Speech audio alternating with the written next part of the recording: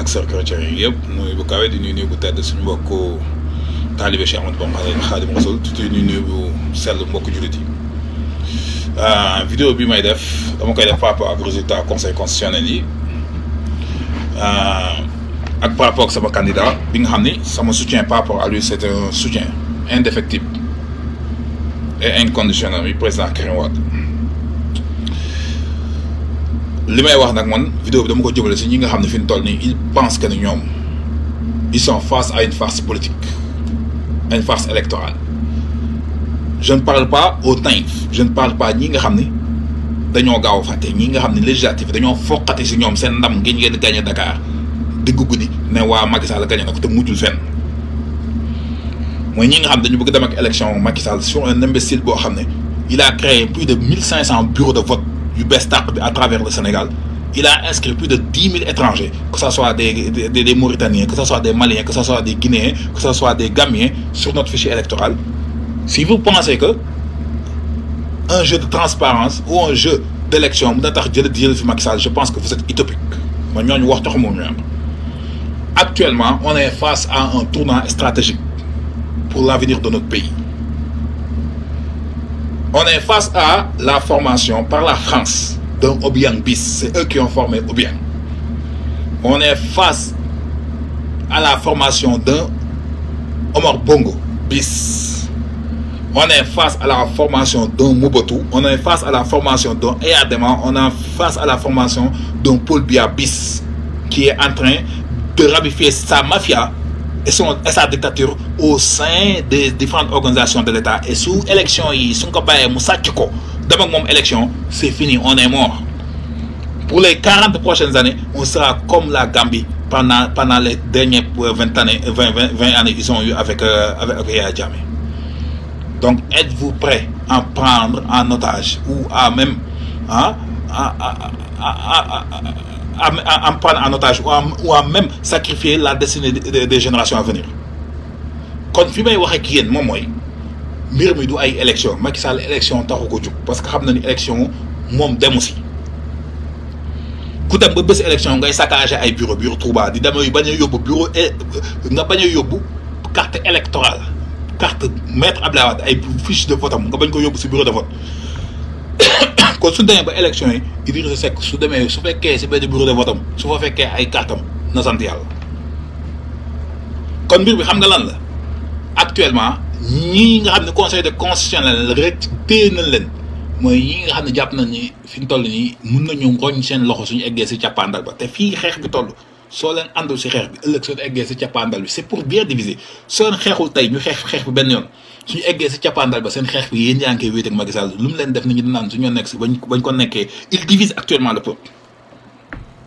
li mu bëgg fi ñu toll nii moom mooy reculer les élections mais ñun reculer les élections ak moom bëgguñu ko dañoo bëgg mu génn réew mi 7 ans yi mat na 5 ans la waxoon kàcc na fen nañu sàcc 2 ans yu mu bokkul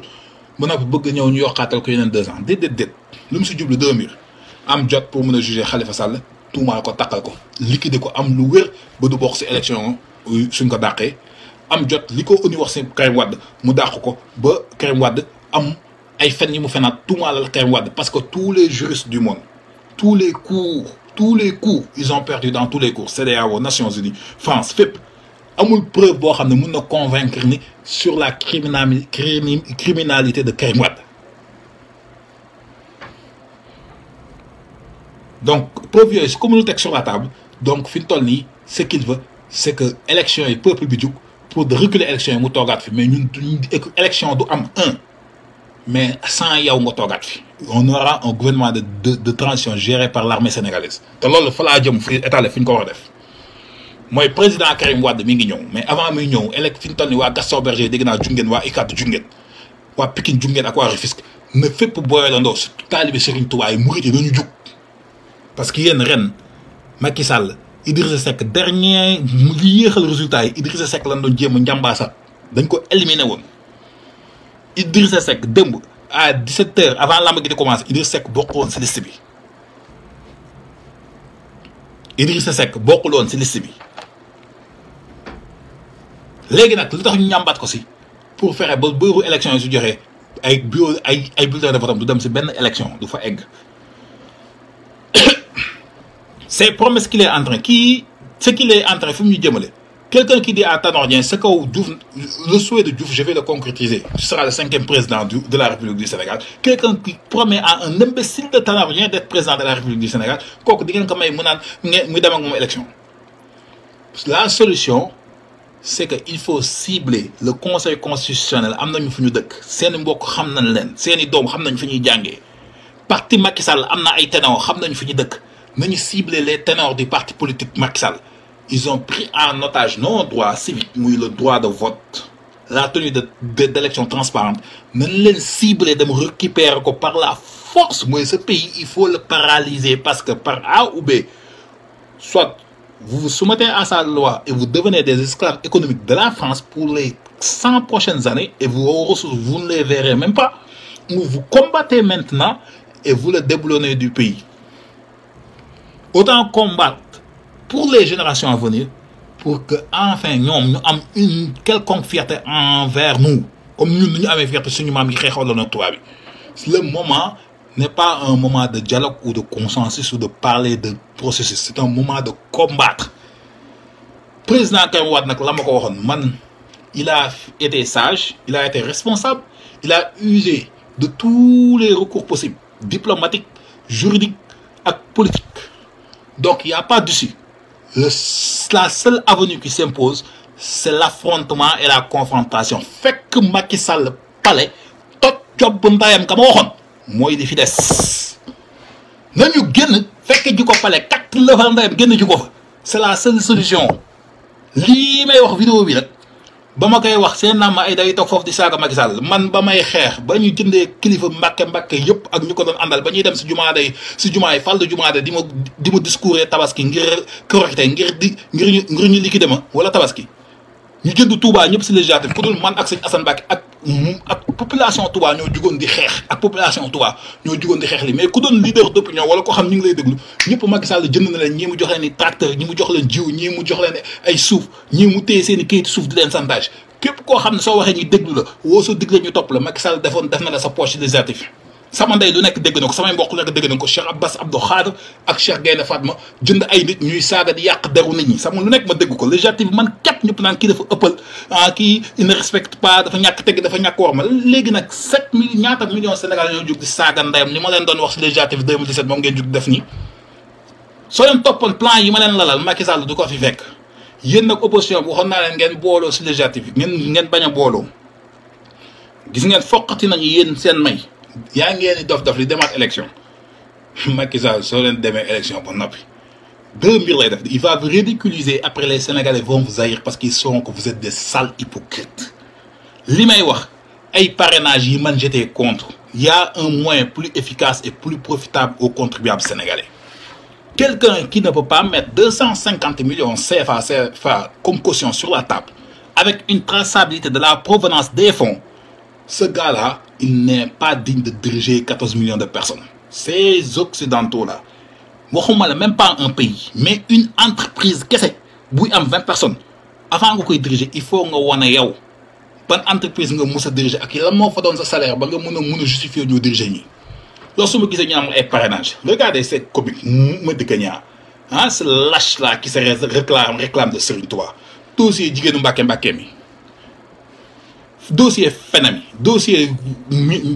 dossier des mines. Dossier yëpp ngeen man xoolal doomaram yi nga xam ne ay Fall Mboor lañ àndoon ak Macky Sall si législatif ñëpp bootuwaat nañu ci ginnaaw. ñi àndoon ak Macky Sall si législatif biir Touba ñëpp bootuwaat nañu ko c'est un pion de Macky Sall un murit soo ànd ak nit bu dugg si guuta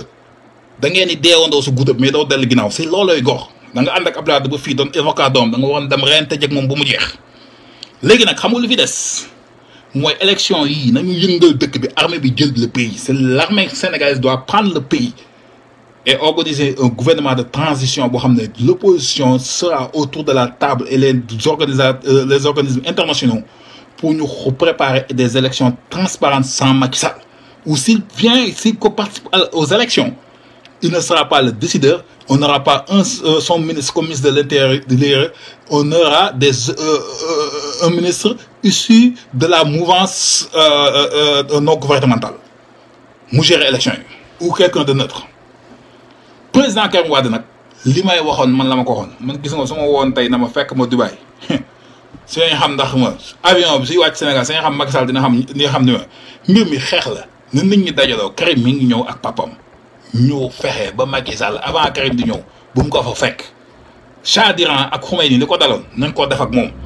dëkk bi soo leen dof loo 7200 milliards seen avenir la tubaab bi jël teg ko si loxo Macky Sall xaalis boobu du dugg si sa Sénégal déjà jël na réew mi yëpp jaay ko français bés bu jàllee xoolal da leen takk jaam da leen dem leen liggéey gratuitement pour ces fastis de putain de français. Donc vous avez intérêt à battre. La liberté s'acquiert à la sueur de son fond.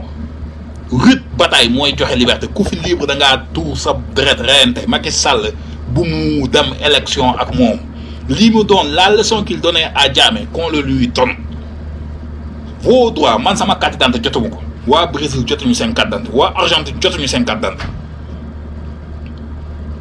waa Turquie jotuñu seen carte d'identité waa Chine jotuñu seen carte d'identité. Il veut organiser des élections. Scandinavie keroog lañ ma woo jotuñu seen carte d'identité si ñi am seen carte d'identité vous n'êtes pas inscrit sur les listes wala sa bureau xamoo ko et Idrissa Seck pur ngeen may wax ay Sonko yi dem élection dama ni une élection ça coûte cher c'est l'argent des contribuables. Ces gens-là avec leur liste de parrainage déchirez-les demandez-les de mettre 250 millions chacun sur la table ku mënul liggéey 250 millions teg ko si table mënuñu la dénk suñu réew ku ko indi na nga war a traçabilité la nga liggéey ba am ko peuple bi laaj la ko foo ko xaalis bi fu ko jëlee ku la financé ñu nekk say ginnaaw ñoon lobby la wala foo ko dajale ak foo ko lebee ak soo fa nekkee président ñooy delloo ñooñ ndax da nga leen di jox marché. Si on a 10 candidats 250 millions 10 candidats c'est 2 milliards 500 lu mu bon xëy na dina jël 5% wu wala dina jël 20% wu xëy na organisation élection yi nga xam c'est pas les contribuables qui vont endosser la facture. C'était filtre bu gën a gaaw le filtre le plus rapide c'était d'imposer que 250 millions nga su ko amul 10% da ngay perdre sa xaalis. Il parlait de parrainage ces conneries là donc na nit ñi waajal pare Macky Sall li fi des fekk ko palais toj job bu ndayam man jaar damay saaga ndeyam bu mu tooy xep li Assane Diouf daan def fekku leen ko palais ubbi bajok ndeyam mbir mi du ay wax ak ay jàmm ak ay waxtaan ngeen naan ma ay kii dafa respecté sa yàlla génant bi kii saaga ndey muru jullit yëpp sa biir Charles ah waaye jàpp sëñ Tuubaa yi di leen def di leen bante di leen waaye yow di leen sur écoute di jël seen vidéo yi seen audio yi di ko tas si mbedd bi ah kilifa Mbàkke yëpp a ngi sur écoute wala wëtu ko ñu jeexal waxatuñu fenn mu jël suñu dëkk bi tasaare ko jaayi tubaab bi ngeen naan ma dañ bu leen ko fekk leen ko pale ubbi bajab ndeyam dëkk bi na jax dama ni nan nit ñi génn yii muy wax nii xoolal jël na ibaadu yi jox leen candidat jël tijaan yi jox leen candidat jël un fils un hypocrite sans scrupule Madické Niang di ko jël di ko bëgg a def candidat ki Idrissa Seck mii nga xam ne murit la jëbalu na bëgg démb sax su élection yi li ma leen wax Idrissa Seck ay bulletins de vote soo leen ko fekkee si bureau de vote yu mat 50 bureau de vote wala 100 bureau de vote nga ñëw génnewaat sama vidéo bi Macky Sall boycotté élection yi fi mu nar a jëme génn ndox amu fa soo demee élection nañ ko bi élection bu mu si bokk vidéo bi nag ku ko am na ko tas na Sénégalais yi génn fekk ko pale toj job bu ndeyam seen seule solution mooy loolu kon fa laay jeexalee saaga yi nag ku mu mettre yokk Macky Sall seen bajob ndey Macky Sall doomu toj job bu ndeyam la man bàyyi fa la yii ngeen di def ñàkk nekk Sénégal ba am base su ma amoon base dossier Macky Sall ligganti naa ko ba yàgg ñi may woo wax suñu ma dégloon Macky Sall waxatuñu ay waxam dugg naa Sénégal ligganti dossier mais ñi ma ko seqal ñoo amul fit Macky Sall c'est pas de la xolal ni pas la diplomatie Macky Sall ni Marème Faye Sall di mbéjee ndeyam di ko yóoxu di gàjjeeg di matt noonu la gëm ndax Marème Faye Sall lu mu ko wax rek lay def ku mun a wax su tey suuf namee woon nit Marème Faye Sall ne kii dafa dugg xolal benn soxna soo xam ne Mbàkke mooy jëkkëm dañ ko namee woon fii ministre si Marème Faye Sall daf ko ne jéeg bii kii du dugg si palais bi du dugg si sama gouvernement daf ko wàcce te ministre la ko fi namee woon te Mbàkke jëkkëm am leen fekk fayda ki fekk leen ko pale ubbi bajok ndeyam man Cheikh Ibra bu ibnu Cheikh Chérif Adama maam Cheikh Anfal Macky Sall ku ko saaga sama saaga yi yool la ma ko yàlla dimbalal kii fi raw na sax moo ko gën sa yàlla fi raw na moo ko gën sa yàlla ki doomu jot ndeyam la fekk Serigne Touba xeex